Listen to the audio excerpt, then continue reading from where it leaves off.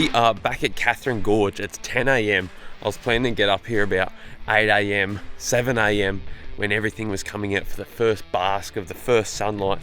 But there was a few people causing an absolute ruckus outside our room last night. I didn't get much sleep. So here we are. But hopefully it's still early enough and cool enough that some glebos, some black palm rock monitors will still be out basking. Worst case scenario, I think we're gonna have a pretty good view anyway.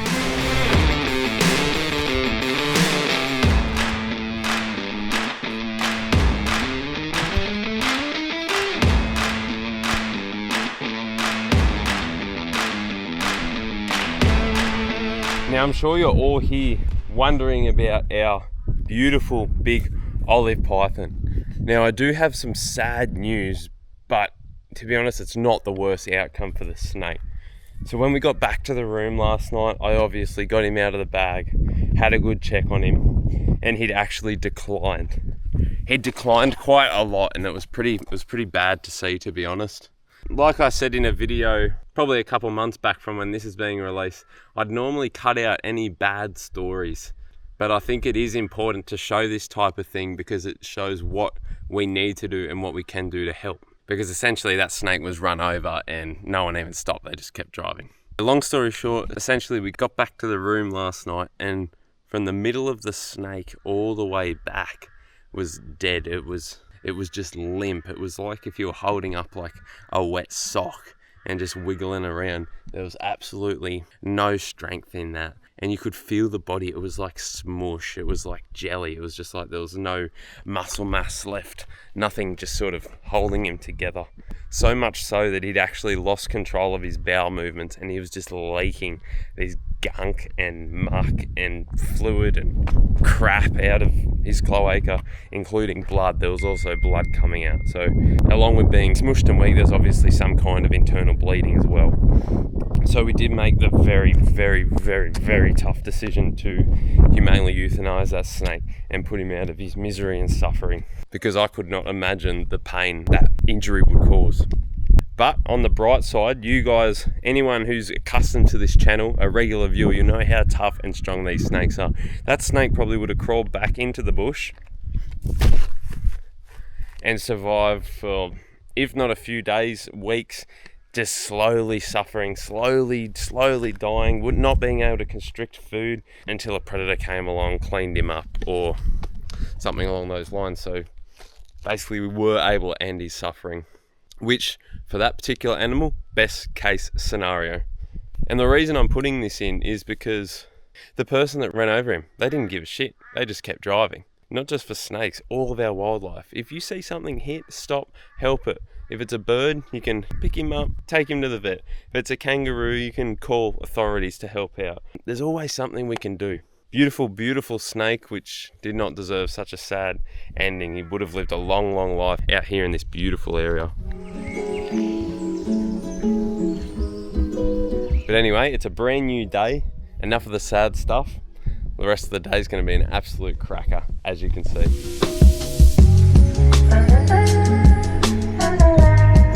And if I pan around, you can see why I wanted to come up here. Look at all the rock faces, all the cracks and crevices throughout here. So this is a good spot for black palm rock monitors, which I lucked out in Mount Isa. I think I'm probably going to luck out now because we did have that sleep in.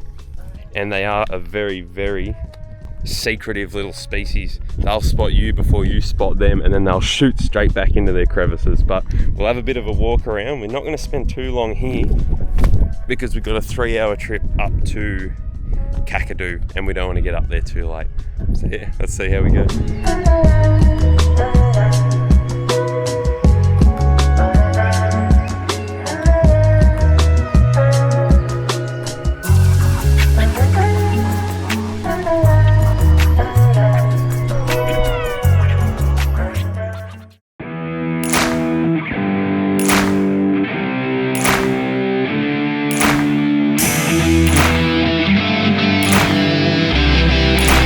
So much for good news for the rest of the day. I have some more bad and annoying news. We've entered into Kakadu National Park.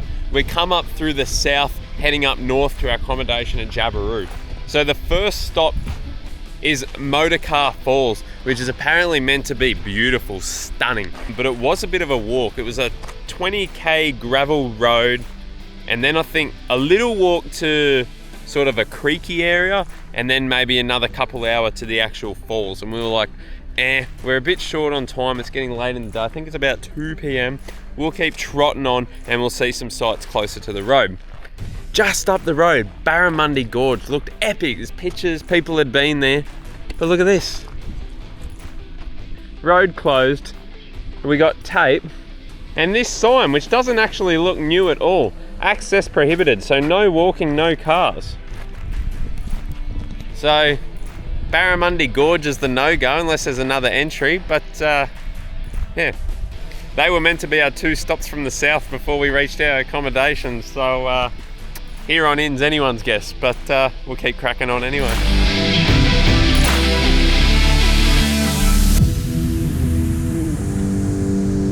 So another update, guys, still no reptiles, but we're still heading up north through Kakadu.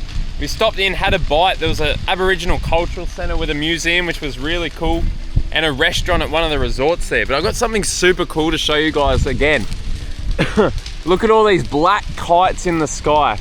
So if you think back from our Litchfield video the other day, I was talking about how these birds here, they pick up flaming sticks, they'll go drop them somewhere, so all their prey, all their food comes running out. Little reptiles, little mammals, and then these guys swoop down and get it. And that's exactly what they've done. They're lighting fires around the park.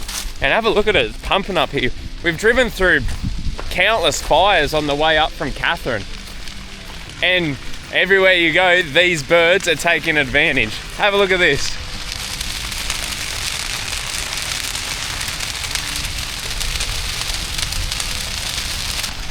So as you can imagine, all the little animals are going to be running out this way. These guys, bang, bang, bang. Food for days. Animals are smarter than humans sometimes.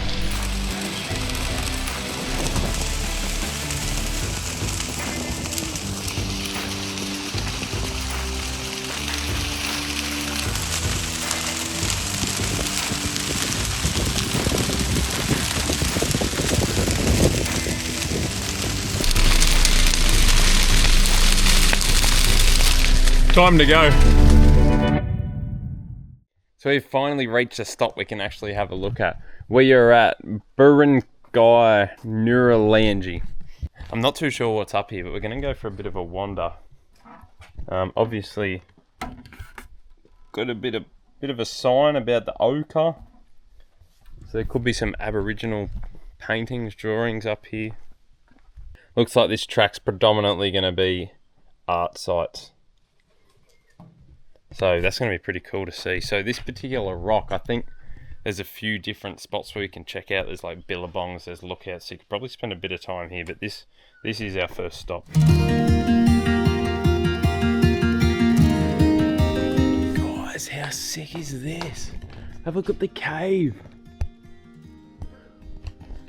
Oh, just imagine this shelter would have been used thousands of years ago. All the paintings. Just imagine people hanging out in here. It's mind-blowing, mind-boggling.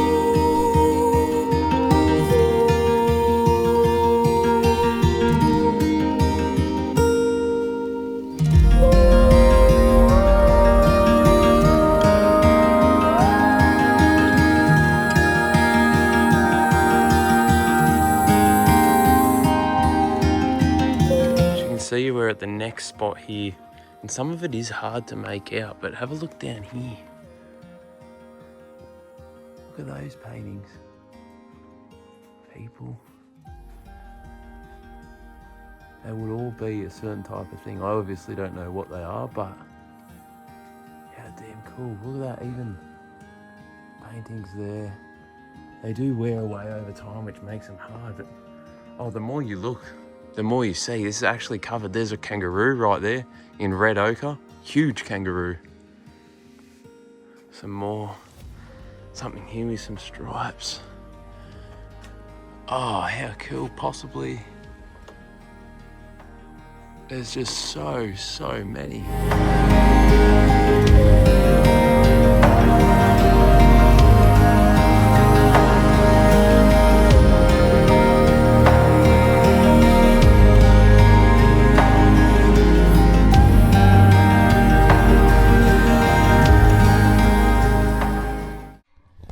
finished up at the Aboriginal art site. That stuff was incredible. We've come sort of just up around the corner, 5-minute drive to a lookout, which should be pretty cool if they gave us signs on where to go.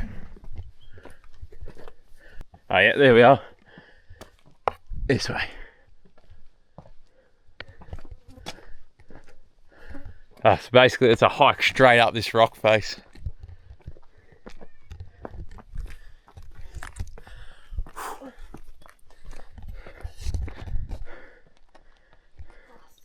That's over where we just were. Getting there.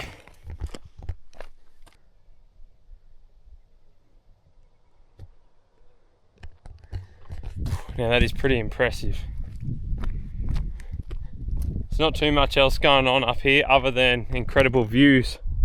Literally all over Kakadu National Park. Ranges in the distance, the art site there, more ranges over there. It is probably worth the walk, to be honest.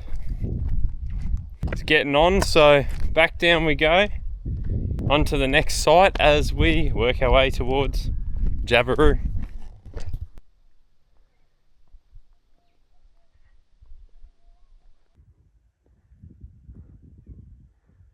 Guys, we've just been walking back down from that lookout and I thought I'd walk into this cave. It's not marked as having Aboriginal paintings or anything, but look at that. Spots there with some fish, some more hand stencils, and something here. They would just be all throughout this park. You could just explore forever. Look at this tree growing in the rock here. So cool. What a day so far. We've made it to our accommodation at the north of the park, and the place, it's called Kakadu Crocodile, and the whole hotel is actually a crocodile. I'll try to find a picture on the internet and chuck it in. So we're going up to our room. We've got to actually walk into the leg of the crocodile here and then up to our room. We haven't had much more luck with snakes. Here, give me a second. You take this and I'll carry your bag. That's alright, I'll carry it. Oh, we got mussels over here. Alright, yeah, so not much luck on the animal side of things. We've had, what do we have? We've had 3 DOR snakes today. Dementia papuensis, the greater black whip snake, another olive python. We just pulled a golden tree snake off the road, which was quite fresh, unfortunately. So we're gonna have a bite to eat. It is getting dark, but we'll get some grub into us and we'll head back out on the road and hopefully a bit more luck than today. Yeah. And we are back out here tonight, guys. We're having an absolute shocker. We've been driving for probably an hour now. We've had 3 fresh DOR snakes and 2 species we haven't seen for the trip. First was a keelback and second was a water python, which was top of my list to find. And the water python was perfect condition. He'd just been run over. It must have just clipped him in the wrong spot. And then just up the road, another little children's python still twitching, but no good. And then you wouldn't believe it, our 4th reptile for the night. I bet you can't guess what it is. It's been in every other video for the whole damn series. Another little Burton's legless lizard. But in saying that, guys, this is a cool little Burton's to find, because if you have been keeping up with the series, the 3 Burtons we've got so far, they were a different colour and they had that very yellow dorsal stripe down the body and a pinkish belly, which you can see this doesn't. Links back to where I was talking about how variable these little guys are all over Australia. Little flap-footed lizards, the Burton's legless lizard. So you can see behind his eye there, the dead giveaway. He's got some little ear holes, which snakes don't have. Obviously, snakes don't have noses like that, here in Australia anyway. And we come down, and under his cloaca, these guys have tiny little flap feet, which you can sort of see just there. And these guys can drop their tail. They're basically a gecko, little pygopod. Super duper cool, little Burton's legless lizard. We've seen every other snake in Northern Territory dead, except for this little fella here. So, absolute troopers. Let's send him on his way. You know, off you go, little mate. We've hopefully got, You want to go? We've hopefully got some much bigger fish to fry. Off you go, bud. So cool. Let's try and get a living. So we are packing up shop tonight, guys, with just the one Burton's, unfortunately. 3 other snakes, we were unfortunately just a little bit too late for them. We were actually heading up to Cahill's Crossing just now, a very, very popular spot, which I'm sure you would all know. If you don't know the name, you would have seen it on the internet, on TikTok. Cars cross it, there's crocodiles laying on it, cars get swept off and there's crocodiles everywhere. We were heading up there, and unfortunately there was some water across the road, so we couldn't actually get up there. We spotlighted a few crocodiles, but they were a little bit too far from the camera on the way. But that's sort of our plan for tomorrow, to head north and go all around that Cahill's Crossing area. There's some Aboriginal art sites up there, some lookouts, so fingers crossed we can actually get across there in the morning. It was hard to tell how deep it was. Oh, what the helly? And this is what happened. This is exactly what happened when we were out looking at the croc that was nearby. All these mozzies just started smashing us. I'm covered in blood. There's blood everywhere. Just north of here, just hopefully we can get across in the morning. Otherwise, the plans are pretty much gone to shit. So, wish us luck. Hopefully you still enjoyed today's episode with the lookouts, the nature, the Aboriginal artwork, and the one Burton's legless lizard. But we'll step it up tomorrow. We'll get it done. We'll get a load of reptiles for you, and we'll see you then.